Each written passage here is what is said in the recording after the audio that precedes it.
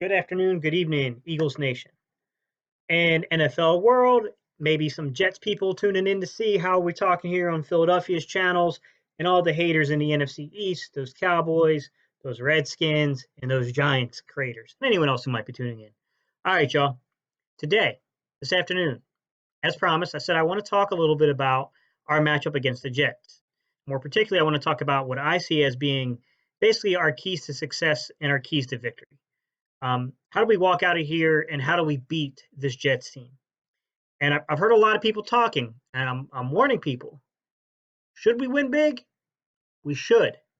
However, this is the Eagles we're talking about. We have a tendency to play down the competition. So I'm warning people, pump your brakes and pump your expectations. We're not going into this game 100% healthy. I don't know if you've heard, but unless we make a major trade or some major signing, we're a little short on depth at the cornerback position. And I wouldn't say that we're playing the most talented wide receivers in the league, but we got a big physical group coming at us. And we got to be careful. Got to be careful with this game. All right, I'm going to jump into and show you guys what I think is going to be the keys to this game. That's Singletary out of the backfield, the rookie. All right, guys. Here we go. First key, first matchup we got to really pay attention to is not any particular player on the Jets defensive team, but rather their coordinator and the schemes that they like to run. So basically what I'm telling you is we're matching up with Gregg Williams. And this is kind of a hard one to predict because I think the Eagles are a little difficult to predict, to be quite honest. And I think we're going to see a combination of cover 2, cover 3, and man-to-man cover 1. Okay? That's what I would predict going in there. I think we'll see probably heavy cover 2. Cover 2 takes away all your flats, takes away all your quick reads, all that kind of thing, okay? Of course, the reason I say we might see some cover 1 man-to-man is because is Alshon Jeffrey healthy? Is Deshaun Jackson going to play?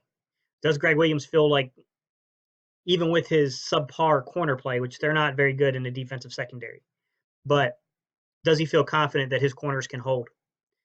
And then the last part I say is cover 3 is that if they drop into cover 2 and they start actually beating us in man-to-man cover 1, then what's the natural reaction, adjustment from the offense? We're going to probably line up in 12-man personnel, and we're going to hit you with probably some running plays. Then we're going to probably hit you with some play action, maybe RPO. Like, we're going to come at you then. We're going to come at you in a different angle. And then they would have to drop into cover 3 because your cover 3 is going to be your coverage aspect. You guys get it? So your cover 3 is going to be how you would basically load that box with 8 men to stop the run. That's why the Eagles are partially successful at doing that, because we play a lot of cover 3. And then we also have a very good defensive line, which helps. Cover 2 is more of that pass prevent. And cover 1 is really kind of a disrespectful thing when you're in cover 1 man-to-man, because it just kind of means like we don't think your receivers could beat us.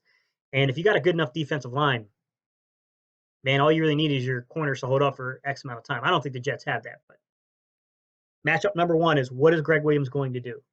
And I'm going to run a clip, the same clip I just showed you guys before. I'm going to run it again. I want you guys to pay attention to them being in a cover 2, and you'll see how I know they're in cover 2.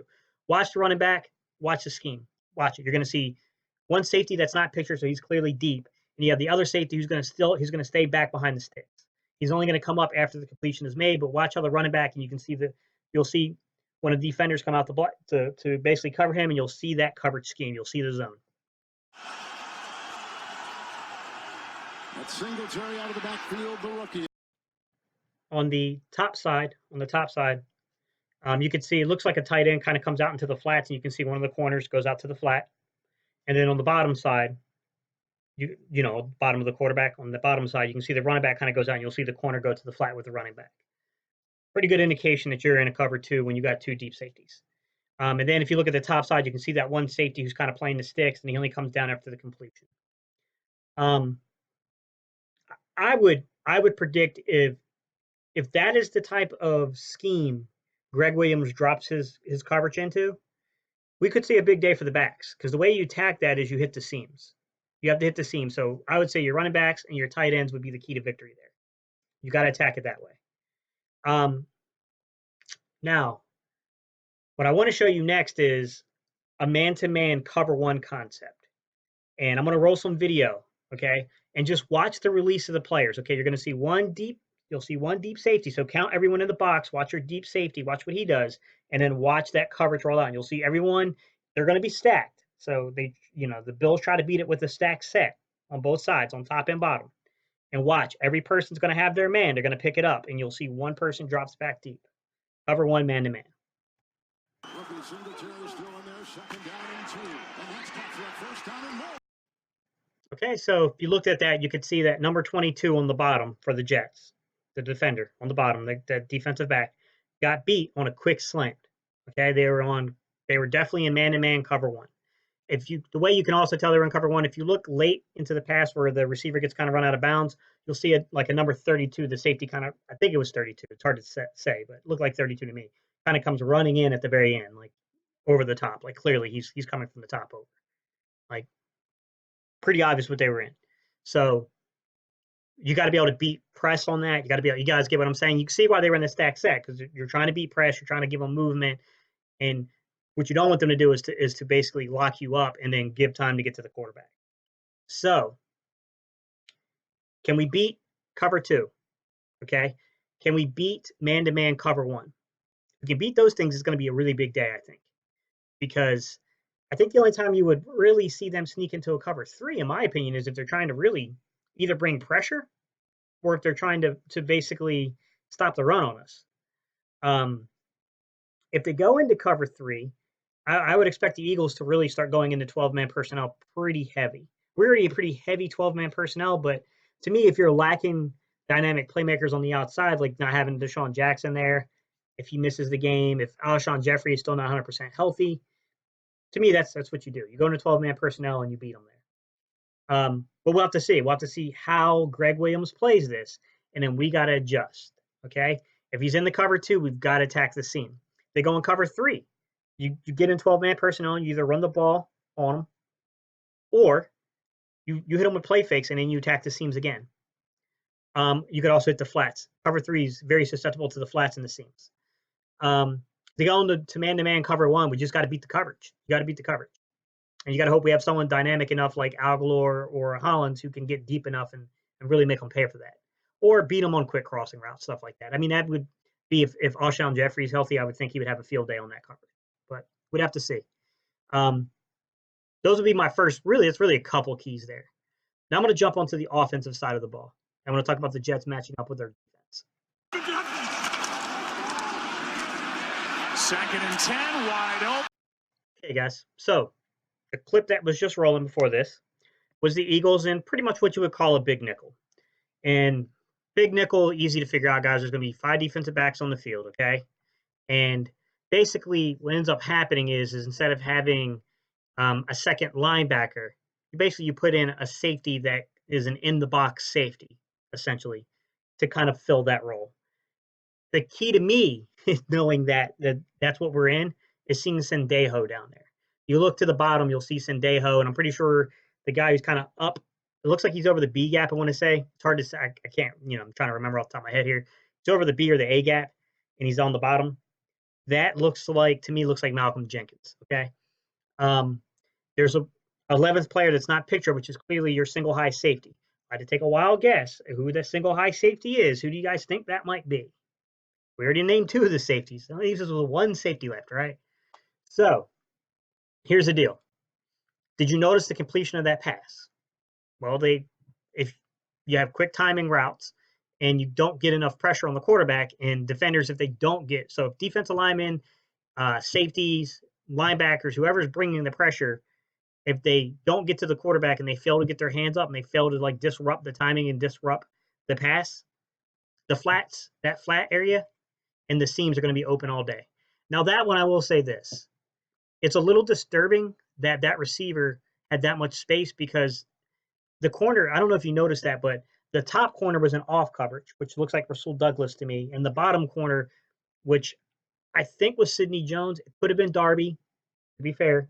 I didn't look at it that closely. It was either Sidney Jones or Darby. They weren't really in off coverage. Now, I'm going to probably rewatch that again and just see if maybe where their zone was. But generally speaking, your corner is going to have that zone that's out there. Because in a cover 3, your 2 corners are going to go back. It's a thirds coverage. Your 2 corners have the outside of the numbers, and then the safety has the deep middle. Okay. The only difference is when you play cover 3 robber, then the corner's going to have to back each other up. So I'm cautioning people, be careful on these matchups. Do not come in here overconfident, because who knows what we're putting out there in the secondary right now. And listen, Robbie Anderson can get deep. He's got speed. He's a big guy too. He's not physical. I wouldn't say that physicality is his game. Speed is his game. All right. Jamison Crowder. We have experience with this kid. I know him from when he played at, I'm going to say Crowder was Duke. He's a very good slot receiver. He's a pretty damn good slot receiver. And then Demaryius Thomas. I don't know if there's anything left in the tank for Demaryius Thomas, but that's a physical receiver. We got to be careful. I wouldn't go in here too overhyped. I think it's really going to come down as Falk their quarterback. If Darnold's their quarterback, okay, we might have a little bit of a game out of this. Now, if Falk's their quarterback, I don't care who he's on in the secondary. We better play up the standard, because that's just ridiculous at that point. So I'm telling you guys, if we're in cover 3, we've got to get pressure, and we've got to be more sound in our techniques. I already did a video on this. This is a fast flow defense, which means our linebackers have got to get to the flats. Okay. It means our corners cannot allow these receivers to get free releases on these comebacks and routes real quickly. They've got to play better. In addition to that, guys, they have Le'Veon Bell. He's only averaging, I think he's averaging slightly under 3 yards a carry. It's still Le'Veon Bell at the end of the day, guys. The biggest matchup that we have going for us, which would be kind of the third key here, guys, as I close out, is our defensive line against their offensive line. And that's where I would put my money. Even though we're a little banged up on the offensive or the defensive line, I would take our defensive line on their offensive line any day of the week. And can Schwartz keep up some of the creativity that he's been having, especially when we get down to the red zone, because he has very much a bend don't break defense, because number one, the corners, they're giving up some space here, guys. So once the field that they have to defend gets shortened, we seem to definitely play a lot better. Can we do that? That's going to be the key to this, because I can tell you right now, the Jets might